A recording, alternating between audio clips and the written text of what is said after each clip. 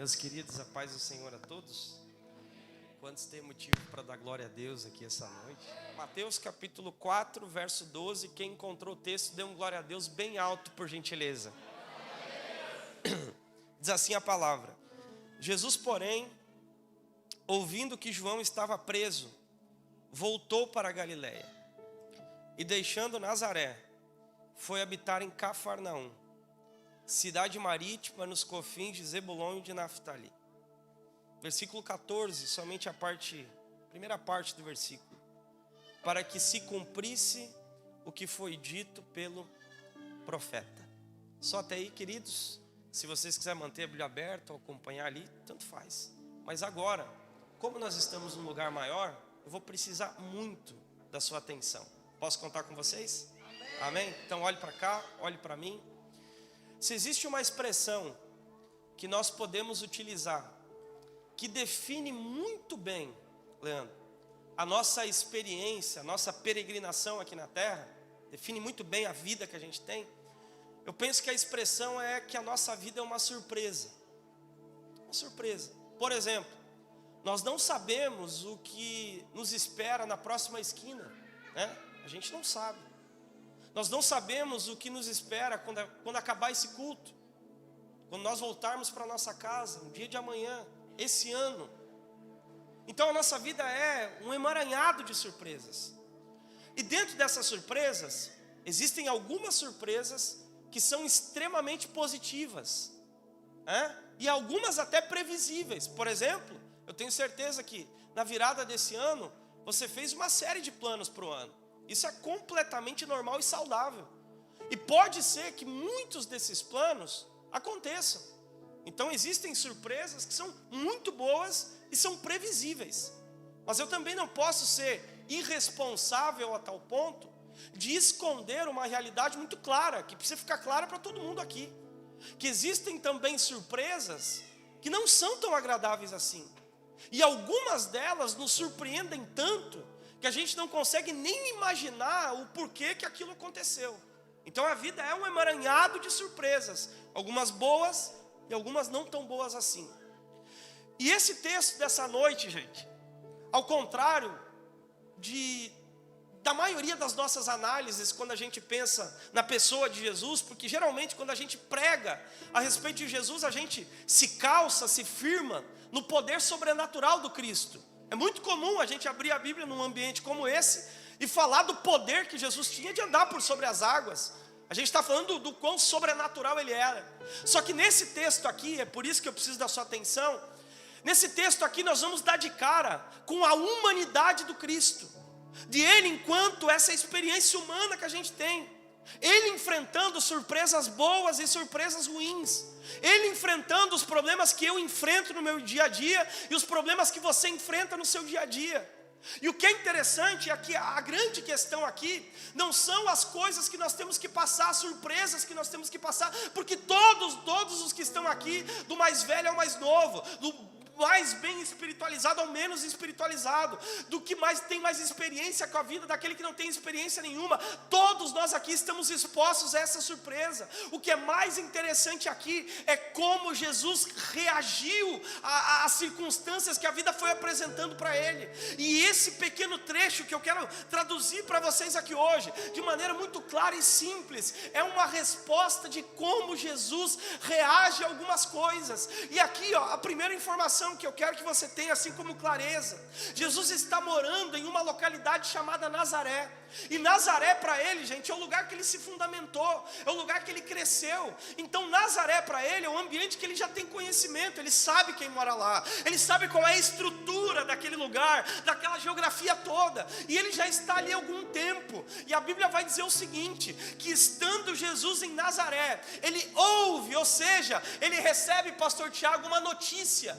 E essa notícia vai dizer o seguinte, que João Batista, alguém que ele tinha proximidade profundidades assim, muito claras, muito íntimas. A Bíblia vai dizer o seguinte, que ele ouviu que João Batista, o seu amigo, o seu irmão, ele havia sido preso. E Jesus entende, fica muito claro nessa informação, que ele entende que se João Batista foi preso, ele provavelmente seria preso também. Então ele é obrigado, olhe para mim aqui, ele está há muito tempo em Nazaré, só que essa notícia que ele recebe, obriga ele a sair de Nazaré e ir para Cafarnaum. Então entenda isso, uma notícia alterou de maneira completa toda a história dele, um fato alterou de maneira completa tudo aquilo que ele estava vivendo. Sabe o que é isso, gente? Deus não poupou nem o seu filho das circunstâncias da vida. Entenda isso, um fato, uma notícia mudou toda a história do Cristo. E quer saber, a nossa vida também funciona nessa mesma engrenagem. Quantas vezes, irmão, uma notícia mudou tudo que você tinha planejado, um diagnóstico mudou tudo que você tinha projetado, um fato que aconteceu alterou de maneira completa toda a nossa vida. Só que o que é mais poderoso aqui nessa história, e o texto prova isso, que por mais que essas circunstâncias acontecessem, Jesus passou por cima de todas elas. Vou falar mais uma vez, por mais que os ventos da vida viessem e pegassem de cheio com ele e mudassem toda a história dele, ele ainda assim passou por cima de todas as circunstâncias que estavam submetidas a ele. E o que é mais poderoso, e se você entender isso, glória a Deus, você pode dar. Jesus deixou muito claro, ele mesmo disse isso: eu venci, e se eu venci, vocês vão vencer também. Vou falar mais uma vez, ele deixou muito claro que o mesmo problema que você está passando hoje, a mesma dificuldade que você está passando hoje, os mesmos enfrentamentos que você está passando hoje, ele venceu tudo isso. E ele está dizendo aqui nessa noite, que se ele venceu, você vai vencer também. Levante uma das suas mãos, levante. Tudo que você já passou, Jesus já passou, e passando ele disse que ele venceu, e se ele venceu, você está fadado a vencer também. Tem alguém que pode adorar a Deus aqui?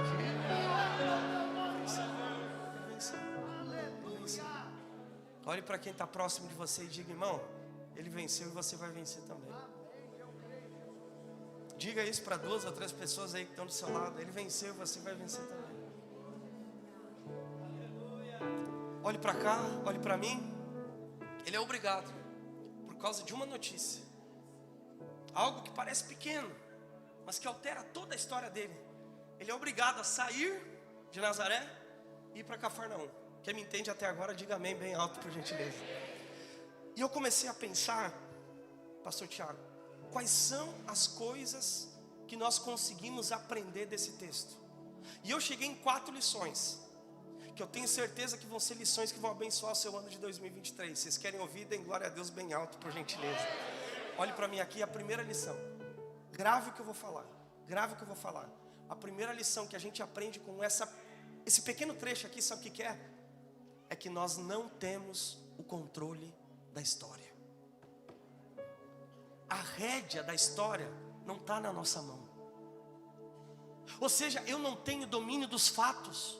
Nós não temos domínio dos fatos. Tem coisa que você vai querer que não acontecesse e vai acontecer. Tem movimentos que você vai fazer de tentar, não, agora eu quero ir para lá, e talvez você vai ter que ir para cá. Tem horas que você vai puxar a vida para um lado, a vida vai para o outro. Ou seja, nós, eu, você, ninguém aqui tem a rédea da história na mão. Então vai ter muita coisa que vai acontecer mesmo sem que eu queira que acontecesse. Ou seja, a nossa vida está exposta a essa realidade. E há muitas pessoas que não conseguem perceber isso. Aí é só dar alguma coisa errado, é só alguma coisa não funcionar, elas se desesperam. Irmão, é completamente normal que as coisas não aconteçam como você espera. Nós não temos esse domínio todo, nós não temos esse controle todo. Só que há uma outra informação que sobrepõe essa informação. Sabe qual é? É que nós não temos o controle, mas Deus tem o controle da nossa história. Nós não temos a rédea da vida na mão, mas Deus tem a rédea da nossa história na mão dele. Aliás, você só está aqui porque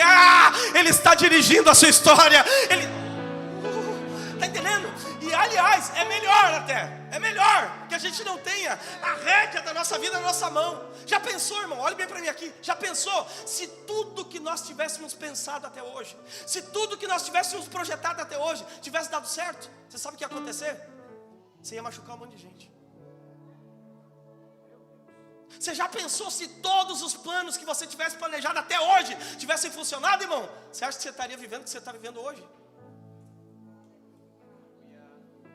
Então é muito melhor que ele tenha a rédea na mão. Porque eu até sei o que parece bom para mim, mas ele tem a certeza daquilo que é bom para mim, daquilo que é bom para minha história. Mais uma vez, levante a sua mão, é um ambiente de profecia aqui. Jesus está dizendo, pode deixar que eu continuo cuidando. Eu penso coisas muito maiores do que você pensa. E eu hoje te trouxe para cá para dizer, e na sua mão não tem nada no controle, mas na minha mão eu continuo dirigindo, cuidando, zelando. Ah, glória! Essa é a primeira lição. Entenderam isso? Digo amém. Segunda lição que a gente consegue aprender desse texto. A primeira é essa: nós não temos o controle da história. A segunda lição que a gente consegue arrancar aqui desse texto, sabe qual é? É que existem mudanças na vida da gente que são inevitáveis. Quer ver uma coisa? Alguém escolhe uma doença, sim ou não? Ninguém escolhe, gente. Alguém escolhe passar por algum acidente? Também não. Alguém escolhe quebrar financeiramente? Também não. Mas essas coisas não acontecem, sim ou não? Acontecem com pessoas boas, não acontecem também? Está entendendo? Tem coisas na vida da gente que são inevitáveis. Por mais que você tenta, assim, ter uma previsão dela, você não vai ter. Então tem fatos, tem coisas que acontecem na vida da gente, irmão, que indefine, que está muito além daquilo que eu escolhi, muito além daquilo que eu construí. Então tem passagens, tem períodos da vida da gente, tem enfrentamentos que a gente vai ter de coisa que nós nunca escolhemos. Quer ver uma coisa? Você está aí resolvendo problema que não foi você que criou. Você está aí entrando em questões que nem, você não, aliás, por você estaria longe disso. Mas não adianta, é inevitável, está na tua frente, está na tua mão, caiu no teu colo, está entendendo? Então tem coisas que são inevitáveis. Só que Deus, então, como é que Jesus lidou com algo inevitável? E aqui eu percebi uma coisa que você não vê, olhe bem para mim aqui, você não vê em nenhum momento, Jesus brigando contra algo que já tinha acontecido. Irmão, ele teve que se mudar? Ok, se mudou. Aconteceu aquela notícia? Ok, aconteceu. Você não vê ele tentando mudar coisas que já aconteceram, se desgastando por coisas que já aconteceram. Quanto àquilo que já aconteceu, irmão, você nunca vai conseguir mudar. Você pode se esforçar, você pode orar um monte, mas quanto àquilo que já aconteceu, irmão, não tem. Você não consegue voltar lá atrás e mudar alguma coisa. Você não consegue rebobinar a fita e alterar alguns detalhes. Não consegue. Está entendendo? Então, esse é o nosso maior problema. Eu canso de ver pessoas, irmão, que eles estão se desgastando, tentando mudar coisas que são inalteráveis. Irmão, aquilo que aconteceu, aconteceu. Não tem como mudar. Não tem como hoje, irmão. Olha bem para mim aqui. Você voltar na sua vida, voltar 10 anos atrás e mudar tal coisa, mudar tal coisa, remover tal coisa, mudar um pedaço da história. Não tem como, não há essa possibilidade. Então como que Jesus lidou com algo que já tinha acontecido? Sabe o que foi? Se preparando para aquilo que estava para acontecer. Está entendendo isso? A questão, olhe para mim aqui, se você entender, glória a Deus, você vai dar. A questão não é o que aconteceu, a questão é o que está para acontecer. Vou falar mais uma vez, a questão não está nas experiências que você viveu, não, a questão está nas experiências que Deus tem preparado para você. Vou falar de novo, a questão não está no teu passado, a questão é no futuro poderoso que Deus tem determinado para a sua. Tem alguém para adorar?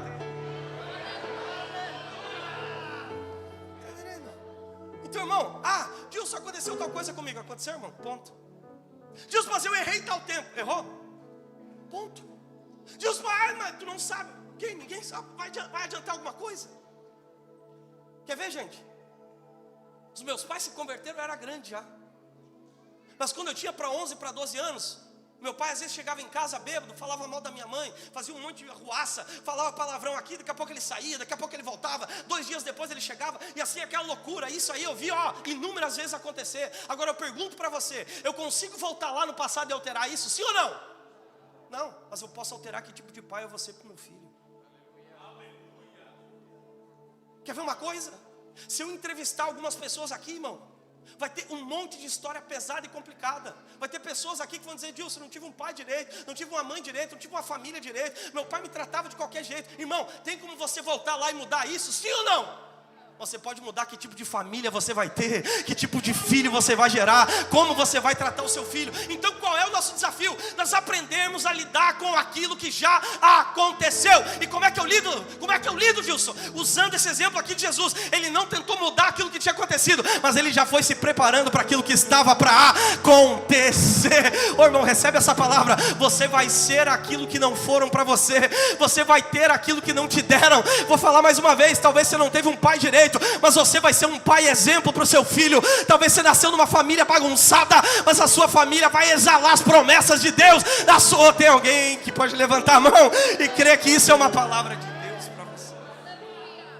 Eu canso de ver pessoas, gente, que eles vivem numa tônica de vitimismo o tempo todo.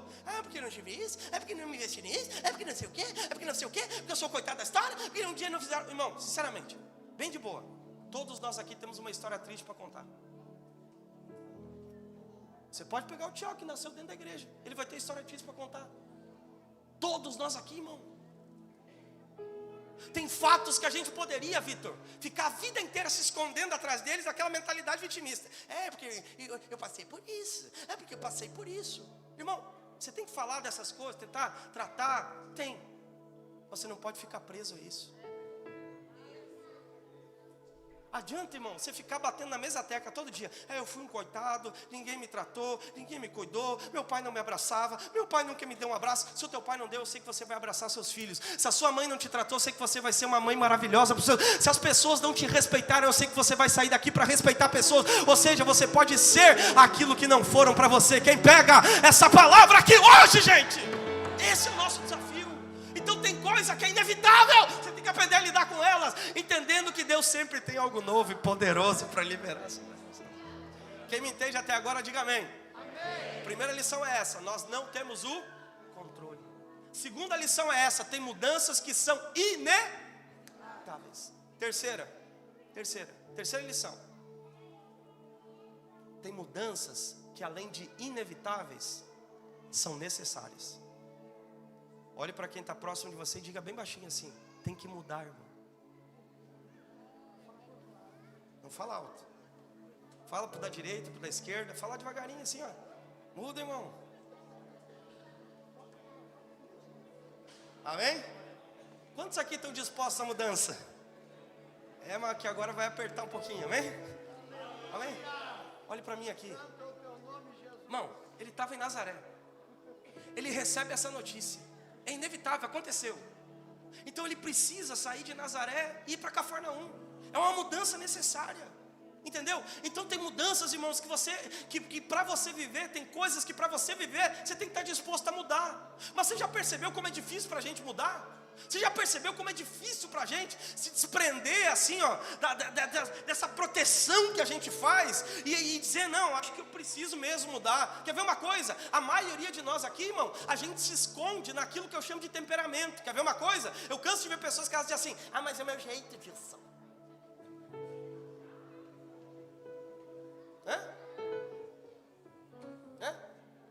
Tem gente que fala assim, sim ou não? Quem assume já falou algo desse tipo? Achei que era só eu, pecador, mas tem uma irmã ali também. Opa, tem uma ali também. Eu e o Leandro, então, os pior aqui. Opa, tem uma outra irmã ali também. Quem admite que já usou esse tipo de frase? Mas é o meu jeito. A gente se esconde atrás. Mas eu penso assim. E aí? Você já notou que a gente se esconde atrás do negócio? Não, mas é o meu jeito, é a minha personalidade. Não, é falta de educação mesmo. Me lembro do irmão que era grosseiro com todo mundo. Um dia ele veio com essa: é o meu temperamento, eu sou sanguíneo. Eu disse: é sanguíneo, mas não precisa ser mal educado.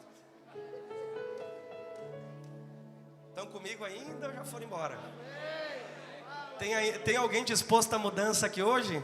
Então nunca mais usa esse... mas é o meu jeito. O teu jeito também precisa de mudança. Mas é o meu temperamento. O temperamento também precisa de mudança. Mas é a tua personalidade. Deixa o Espírito te tratar, te acalmar e te zelar. Quem está disposto à mudança aqui, Deus tem coisas grandes para revelar sobre a sua vida. Agora, enquanto nós ficarmos de queixo duro, dizendo é o meu jeito, porque eu sou assim, é assim coisa nenhuma, é assim coisa nenhuma. Deus quer tratar você, quer transformar você à imagem do Filho dele. Quem pega essa palavra aqui, gente? Então ele está completamente aberto à mudança, né? Então, irmão, isso aqui, quer ver uma coisa? Eu já vi pessoas que perderam oportunidades maravilhosas. Eu já vi pessoas que poderiam estar vivendo de maneira muito mais saudável, mas eles ficam a vida inteira, mas é o meu jeito, porque não sei o quê, porque for assim, porque não sei assado. A questão não, todos nós aqui, nós estamos num constante processo de mudança. Está entendendo? Aquele que começou a boa obra há de aperfeiçoar. Então ele vai quebrando um pouco hoje, quebra um pouco amanhã, quebra um pouco depois da manhã, e ele vai nos arrebentando até nos zelar e nos transformar. Quem pega essa palavra aqui, gente? Só que olha que coisa poderosa.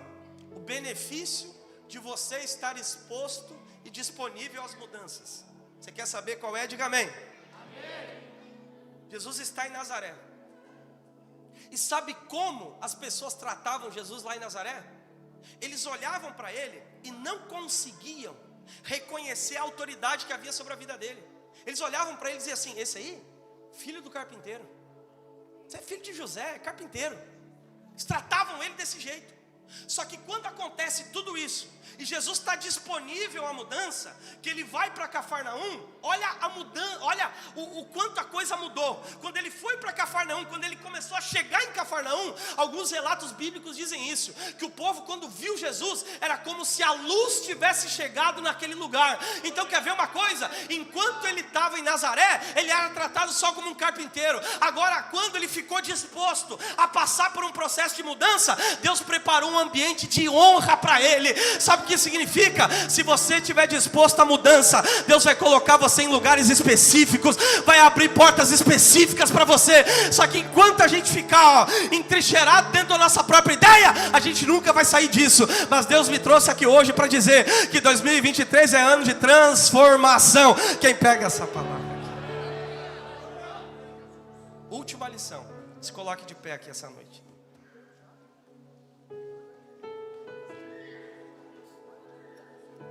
A primeira é essa: nós não temos o controle. A segunda é essa: existem mudanças que são inevitáveis. A terceira: existem mudanças que são necessárias. E a quarta é essa, e é o recado de Deus para essa noite. Grave o que eu vou falar agora. Deus sempre tem coisas maiores. Vou falar mais uma vez. Deus sempre tem coisas maiores.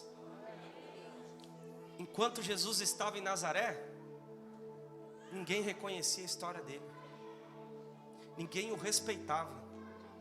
Só que quando ele vai para Cafarnaum, as pessoas simplesmente respeitam aquilo que ele está carregando. Então sabe o que é isso? Aquilo que ele não tinha em Nazaré, Deus proporcionou em Cafarnaum.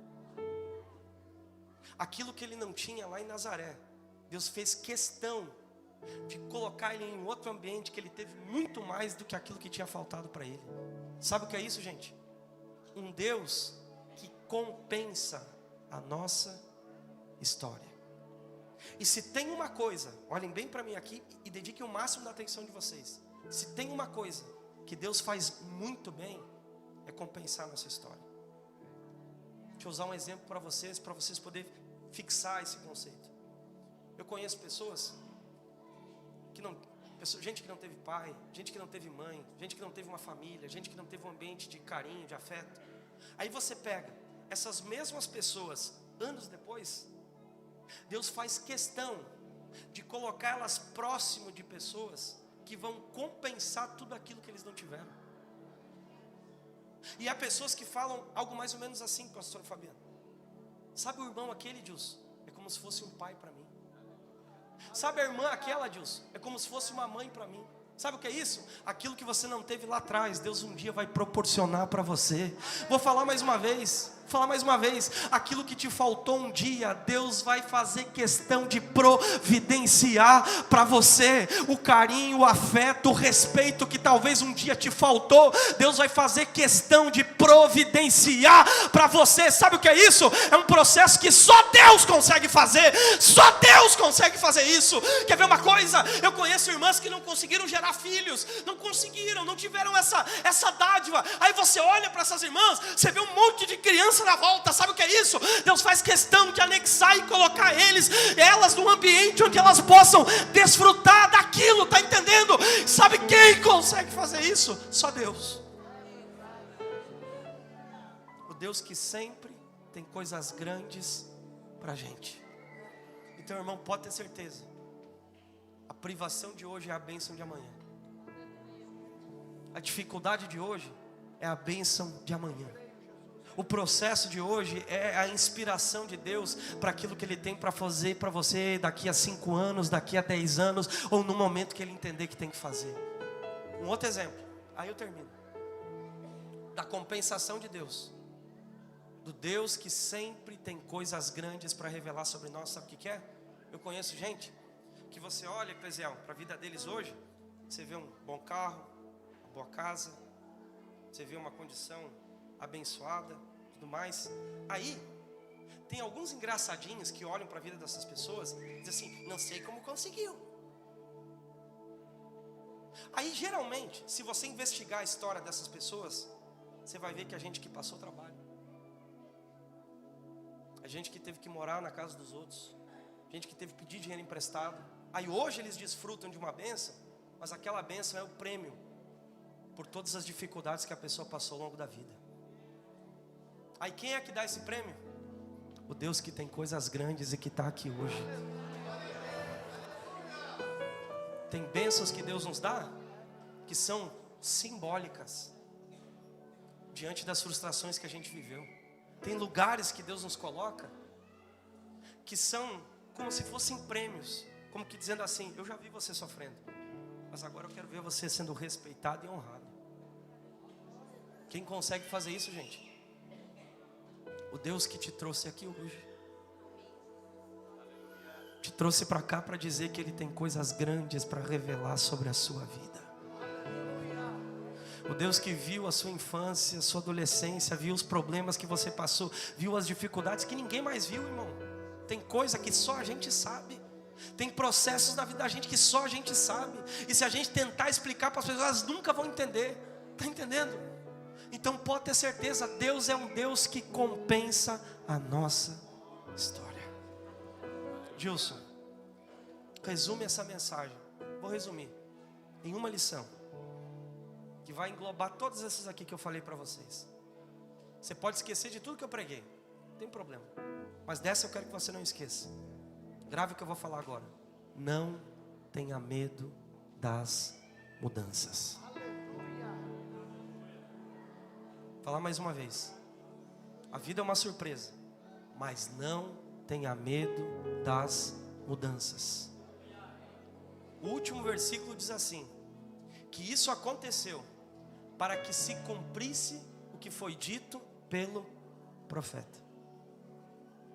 Então quer dizer que toda notícia, toda mudança, tudo isso aí foi um caminho para o cumprimento de uma palavra. O que significa, Deus? Que essa circunstância que você está enfrentando é apenas um capítulo que está te encaminhando para o cumprimento da palavra que Deus tem sobre a sua vida. Vou falar mais uma vez. Isso aí é só uma trilha que Deus está abrindo para cumprir a palavra que Ele tem determinado sobre a sua vida. Isso aí é apenas um veículo que Deus está utilizando para encaminhar você para aquilo que Ele tem reservado para a sua vida. Deus está cumprindo uma palavra. E nessa noite, gente, eu quero orar.